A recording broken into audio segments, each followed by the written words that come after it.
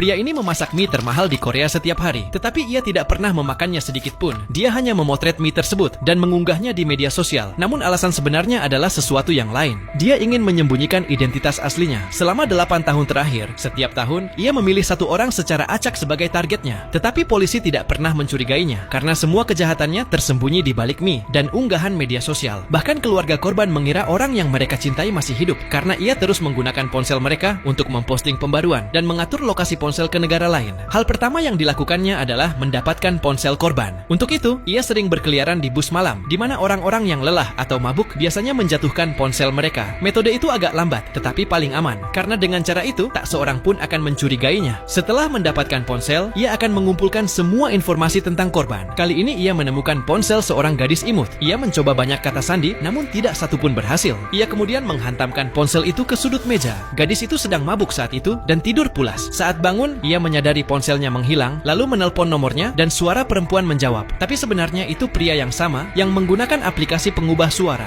dan mengatakan bahwa ia menemukan ponsel itu di bus, tapi ponselnya sudah rusak. Kemudian ia memberi alamat toko reparasi ponsel dan menyuruh gadis itu untuk mengambil ponselnya di sana. Gadis itu tidak curiga sedikit pun. Ia pergi ke alamat yang diberikan. Itu adalah bangunan tua terbengkalai yang hampir tak ada orang yang datang. Saat masuk ke toko, ia melihat ponselnya dan layarnya memang rusak. Penjaga toko yang sebenarnya pria yang sama memberinya sebuah formulir. Ia harus mengisi semua detail di dalamnya. Yang paling penting adalah kata sandi ponsel. Gadis itu ingin ponselnya cepat diperbaiki, jadi tanpa pikir panjang, ia mengisi formulir tersebut. Sekarang pria itu memiliki semua informasinya. Ia mengganti kamera ponsel, memasang layar baru, membuka kunci ponsel dengan kata sandi, dan diam-diam memasang sebuah virus di dalamnya. Sekarang setiap data gadis itu akan langsung terkirim padanya. Sebelum pergi, gadis itu bahkan berterima kasih. Ia tidak mengetahui bahwa sekarang setiap tindakan, setiap panggilan, setiap pesan, bahkan arah kamera ponselnya sedang dipantau. Dalam beberapa hari, pria itu tahu semua tentang kehidupannya, dari kebiasaan, percakapan, bahkan rahasia yang tak ia sadari sedang direkam dari ponselnya. Di malam hari saat gadis itu tidur, pria itu mengendalikan ponselnya dari jarak jauh. Ia memeriksa semua pesan dan aplikasinya. Setelah mengumpulkan semua informasi, pria itu mulai merencanakan langkah berikutnya.